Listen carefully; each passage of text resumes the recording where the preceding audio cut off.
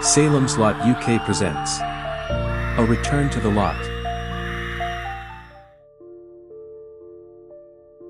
The church was cold and silent, its sanctity worn thin by fear and weariness. Ben and Mark lay huddled in a darkened corner near the altar, wrapped in dusty choir robes they'd pulled from a storage closet. The pews were empty, broken stained glass windows black with night. Somewhere outside, Salem's Lot held its breath, waiting.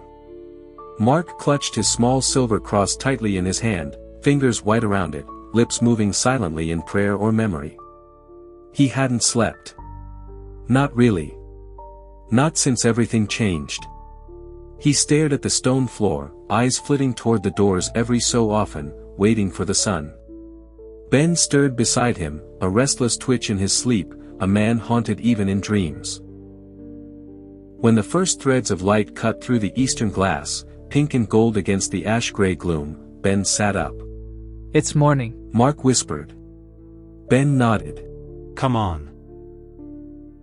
They slipped out of the church as quietly as they'd entered, keeping to the long shadows of early day.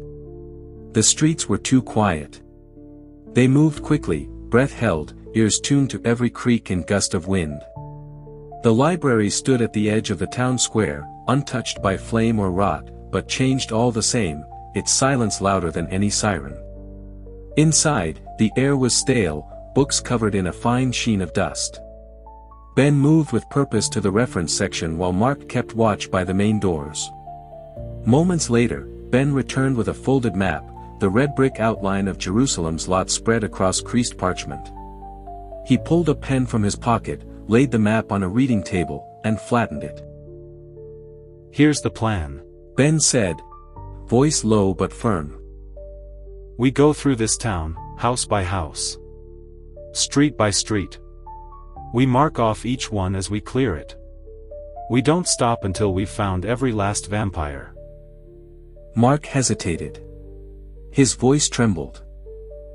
"Even Susan?" Ben didn't answer at first. He looked down, jaw clenched. "Even Susan," he said finally. Mark looked toward the nearest window, where sunlight slanted in through a crack in the shutters. "What happens at sundown?" Ben folded the map carefully, his hand lingering for a moment. "We don't spend another night here," he said. "Not in Salem's Lot. "Where then?" "Ferndale, maybe. It's close. High ground. Safer. We just need to survive today. Make progress. And be gone before the dark." They both knew what nightfall brought. And it was already racing toward them. Mark and Ben stepped out of the library into the muted afternoon light. The streets were unnervingly quiet, too quiet, and the wind carried the acrid scent of old smoke. They made their way toward Barlow and Straker's on Francis Street, the antique shop standing out like a ghost from another time. It was as good a place as any to begin. The shop's front door was swollen and warped from moisture and heat. Ben leaned into it, giving a hard shoulder barge. With a groan and a sharp crack, it gave way. Inside, the air was thick with dust and a faint scent of charred wood. The fire hadn't touched the building directly, but the ash had found its way in all the same. Gray coated everything, shelves, display cases, century-old furniture. They moved through the shop in silence, taking in the relics of a past world. But aside from dusty antiques, there was nothing of use, no supplies, no clues, no life. That grim pattern repeated over the next 6 buildings. Larry Crockett's real estate, Officer Gillespie's office, a clothing boutique, a pharmacy, stripped bare. Each was a dead end. At the corner, Ben paused, squinting down the street. "Let's try the cafe. We might strike lucky with some food and drink." The cafe doors were unlocked. Inside, it was still and dim, but mostly intact. Mark made a beeline for the drinks fridge, grabbing a bottle of water and twisting the cap off in one fluid motion. He downed 3/4 of it in long, desperate gulps before looking up. Want a bottle? He asked, his voice raw.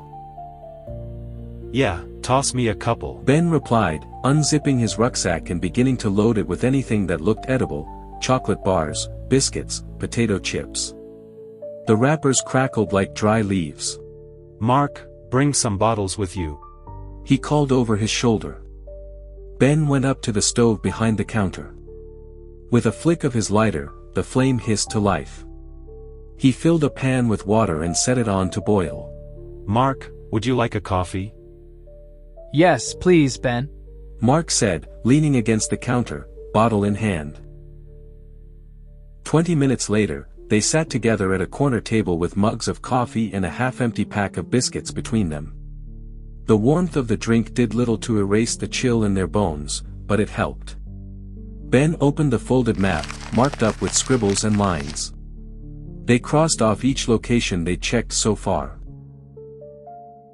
We've got about 2 hours, Ben said, tapping the map. Then we need to move and find somewhere to spend the night. Mark leaned closer. Ferndale? Ben nodded. Yes, it's our best option. They finished the remainder of Francis Street in a methodical sweep, building by building. Nothing. No food, no signs of other survivors, just more silence and more dust. By the time they reached the jeep, the sun was slipping behind the hills, bleeding gold and crimson into the sky. Shadows stretched long across the road. Ben climbed into the driver's seat. Mark threw the rucksack in the footwell and pulled the door shut behind him.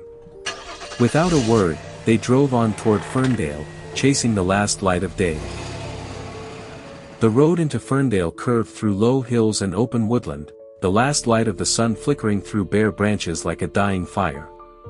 The jeep rumbled along in near silence, the tension between Mark and Ben palpable.